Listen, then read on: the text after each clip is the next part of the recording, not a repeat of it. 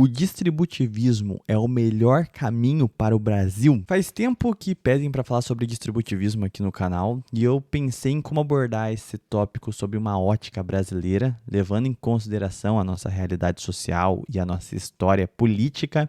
Então, enfim, estou trazendo o tema aqui para o canal de maneira solo, né? Nós já tivemos há muito tempo atrás lives aqui com a Frente Distributivista e afins. E o meu ponto neste vídeo aqui será uma introdução ao que é o distributivismo e apresentar para vocês as problemáticas da implementação desse modelo no Brasil, já deixando claro que eu entendo como a melhor forma de organização social, a melhor forma e a mais condizente com a doutrina social da igreja. E eu vou trazer um breve histórico sobre essa ideia, essa ideologia, né, aqui no Brasil também. Só lembrando vocês, antes do vídeo começar, que se vocês quiserem contribuir com o canal, nós temos o Clube de Membros, onde dentro do Clube de Membros, que tem conteúdo exclusivo para quem o assina, nós temos o Clube do Livro, onde a gente propõe literaturas e depois fazemos chamadas ao vivo comentando os pontos que nós fomos anotando, trazendo discussões. Você pode tanto participar das chamadas comigo, como também você pode assistir essas lives que estão disponibilizadas aqui no YouTube para quem assina o Clube de Membros do canal. Então, se você quiser me ajudar a fazer a manutenção aqui deste canal nacionalista, católico, por gentileza, cogite ser membro aqui do canal. E também tem a chave Pix na descrição do vídeo, caso você queira fazer uma contribuição direta, sem passar pela burocracia do YouTube. Então, fica à vontade também, que isso me ajuda demais. Lógico, se você só puder me ajudar aí compartilhando esse vídeo no seu Telegram, WhatsApp, Twitter, agora X, né? De toda forma, deixar o gostei, deixar um comentário aí para engajar o vídeo, me ajuda demais, tá bom? Muito obrigado. Agora sim, vamos para o vídeo. O distributivismo ele foi uma criação do Chesterton com o Belloc, onde eles idealizavam a realidade medieval inglesa. Então, eles queriam uma reabilitação religiosa, cultural da Inglaterra. O distributivismo, ele é fruto do seu próprio tempo. Isso é, ele já via a sombra, né, o perigo do comunismo que se alvoroçava naquela quartelada histórica, ao mesmo ponto que os grandes trusts, os lobbies, o capitalismo cada vez mais se concentrava e se mostrava uma força asfixiadora, tanto das famílias quanto das forças produtivas reais da Inglaterra.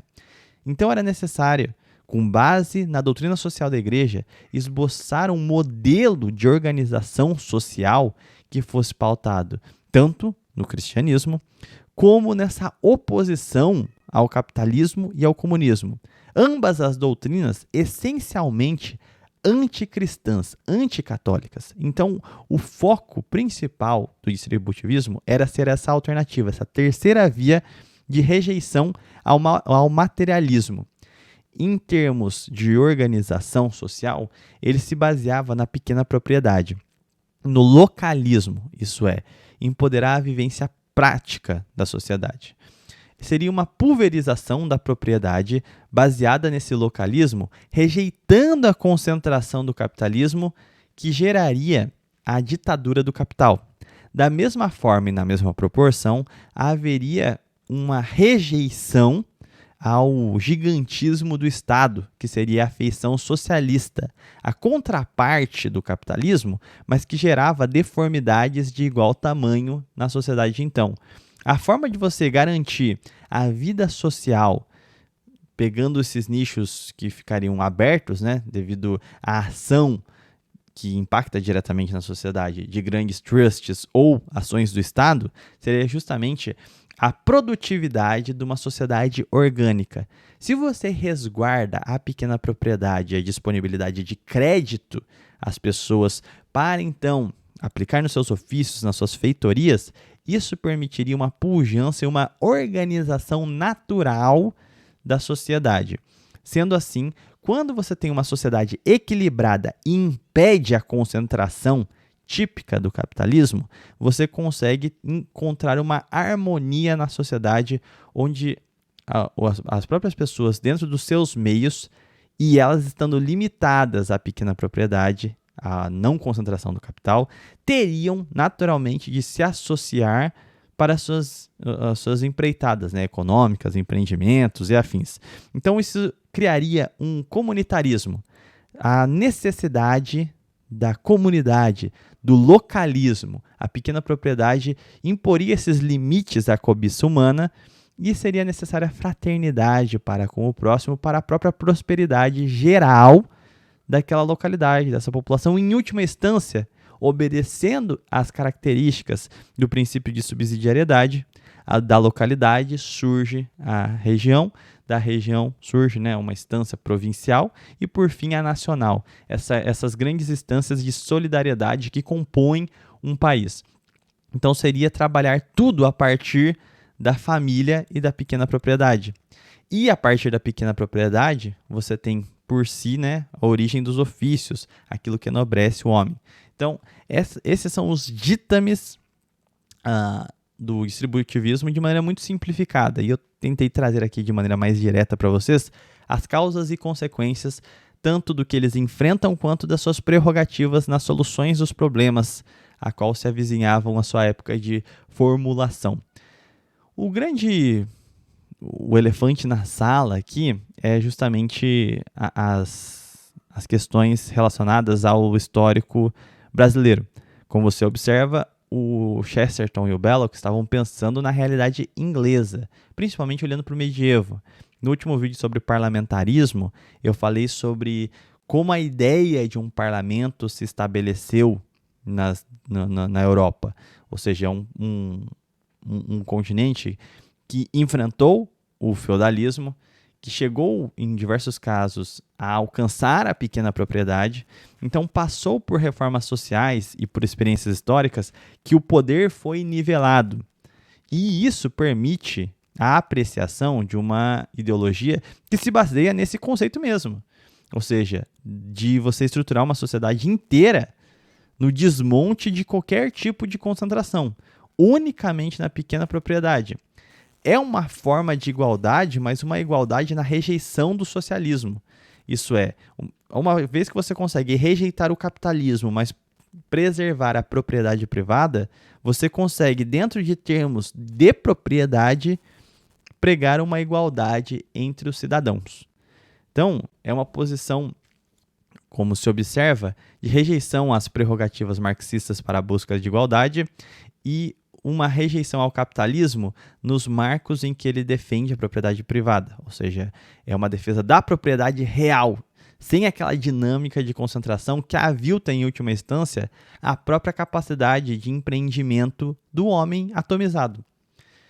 Existe até a crítica, né, de que a condição para o distributivismo seria a distribuição também do capital, isso é, o acesso a crédito, porque a riqueza só vem através do trabalho, e ele precisa de crédito para realizar-se. E no capitalismo, principalmente usurário, esta condição é invertida. O crédito só se apresenta àqueles que já detêm previamente o capital. Então seria uma contradição sistêmica dentro do capitalismo. Então há aí também a doutrina da igreja contra a usura, muito bem firmada nesse quesito. O distributivismo chega ao Brasil com mais força, assim, com representantes públicos, a partir da década de 20. Então nós temos o Jackson de Figueiredo, nós temos Alceu Amoroso Lima, né, o Tristão de Ataíde, Gustavo Corsão também foi um grande defensor, anos afim dessa doutrina.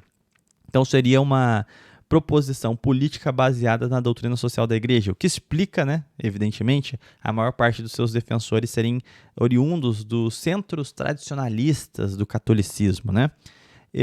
Fazendo um breve jabá aqui, lembrando vocês que nós já publicamos algumas obras relacionadas à doutrina social da igreja, inclusive do Jackson de Figueiredo, no site, na loja da Legião Anchieta, que é a editora Flâmula. Então, se você quiser adquirir alguns livros sobre essa temática, nós temos lá, além de ajudar, né, um movimento católico nacionalista aqui a reabilitar esse tipo de literatura. Então, recomendo vocês a entrar no site da Legião Anchieta, legiãoanchieta.com, e na aba loja, você pode adquirir os livros lá, tá bom? Pequeno jabá.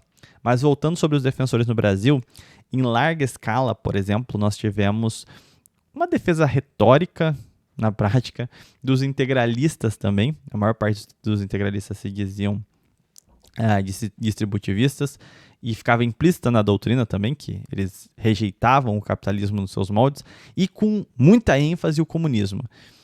E o problema é que nos nossos tempos o comunismo morreu. E na Guerra Fria, o anticomunismo foi sistematicamente usado em setores reacionários da direita para, de alguma forma, fazer uma frente ampla, uma convergência com liberais, com capitalistas, com os interesses americanos. A prova disso é que grande parte daqueles que diziam rejeitar o materialismo, ou seja, o comunismo, o liberalismo e afins, durante a Guerra Fria aqui no Brasil, se juntaram aos complexos, os think tanks norte-americanos, né? Então, os integralistas em massa se contrapuseram a governos sociais, como do João Goulart, contra, em alguma medida, ao próprio Vargas. Diversos integralistas participaram disso. Grupos católicos também, a TFP, exacerbou o seu anticomunismo, mas não fez a mesma vista grossa ao se aliar com os setores americanistas, né? Ou seja, não foi algo proporcional. Qual que é o grande problema do distributivismo no Brasil? Não a doutrina, mas um aspecto de recorte social, analisando o histórico do país. O Brasil, para implementar o modelo distributivista, passaria obrigatoriamente por outros estágios para conseguir alcançar a distribuição da pequena propriedade. Então, se imporia para alcançar o distributivismo o Estado autoritário e uma forma diferente de representação política, nesse sentido, o corporativismo.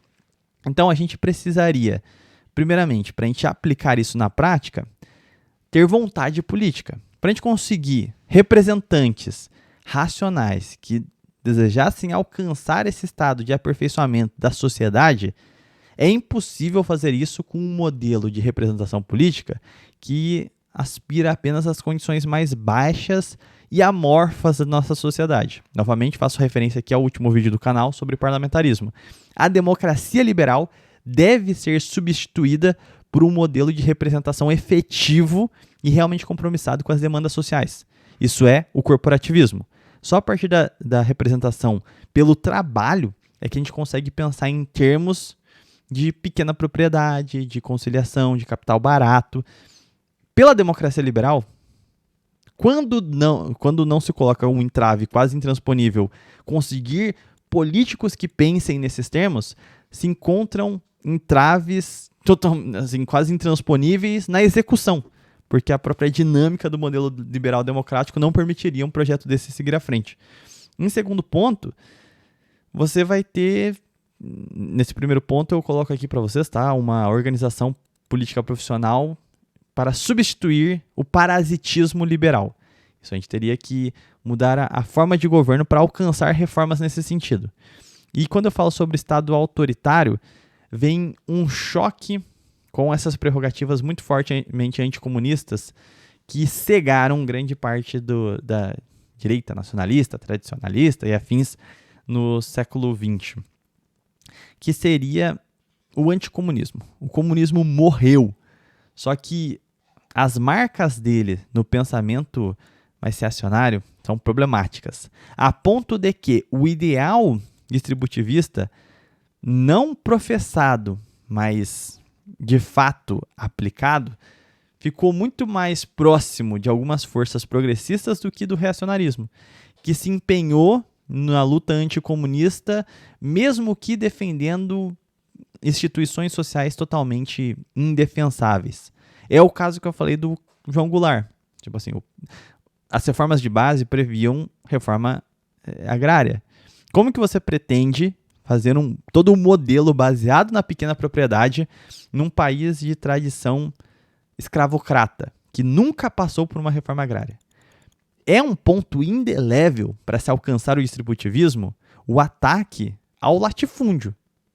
E, evidentemente, a gente pode conciliar essa questão da pequena propriedade com um projeto de marcha para o oeste, que eu sempre volto aqui no canal, que seria a necessidade e distribuição da nossa população no território nacional. A gente vive arranhando a margem litorânea e não adentro o grande território que nós temos, né? a gente poderia fazer um processo de ocupação do território já previamente loteando pequenas propriedades. Beleza, a gente pode fazer isso.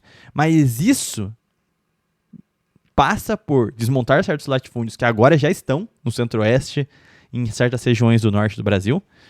Passa também por uma reorganização urbana geral das grandes metrópoles, São Paulo, Rio de Janeiro, Bahia como um todo, Pernambuco. Não tem como você fazer isso sem um programa de ações que muitos poderiam dizer mesmo que tem feições socializantes. Mas aí que está, o Estado autoritário, essas medidas, essas reformas profundas, essas reformas de base, só podem ser alcançadas com essa unidade política, sabendo que vai haver sangria social. Só que a gente precisa tomar esse remédio amargo para organizar o planejamento da sociedade nos anos que se seguirão, né? Então, é um remédio forte para uma solução definitiva e não um remédio paliativo para a manutenção dos problemas, tal como a gente vê sistematicamente no Brasil desde a independência na prática. Então, o Estado teria que tomar feições autoritárias para a gente conseguir alcançar o ideal de pequena propriedade e aí sim, efetivamente, confrontar o patrimonialismo, confrontar a concentração econômica e de terras, confrontar a cultura escravista que se preserva no Brasil dentro dessas instâncias. Então, sim, o distributivismo ele é um excelente caminho para o Brasil. Só que a ele fica atrelado uma forma de organização política e profissional corporativista e, ao mesmo tempo, a necessidade de um Estado autoritário capaz de ter força internamente de reordenar a sociedade. Até colocaria, em termos também de organização econômica, um poder cooperativista. Isso é, nosso nível de complexidade econômica depende de uma grande estrutura burocrática, logística, para a gente conseguir estruturar uma empresa nos moldes modernos, né? Ou seja, ter centros de distribuição, produção em massa. Então a gente necessita de um certo grau de concentração. E a alternativa a colocar tudo na mão de um senhor industrial ou na mão de um lobby de acionistas, qual que é? É o cooperativismo, ou seja, todos os trabalhadores que integram uma cooperação têm uma parte daquela empresa. Isso aí é uma alternativa muito interessante para a realidade trabalhista do país, a realidade da distribuição de renda e, ao mesmo tempo, evitando os problemas de concentração. Então, eu diria que tem 3 flancos, na verdade, né? O Estado cesárico, autoritário, o corporativismo e o cooperativismo. Tá? São os 3... A gente pode colocar aqui o ACC, autoritarismo, corporativismo e cooperativismo. A partir deles, a gente consegue estruturar um modelo distributivista.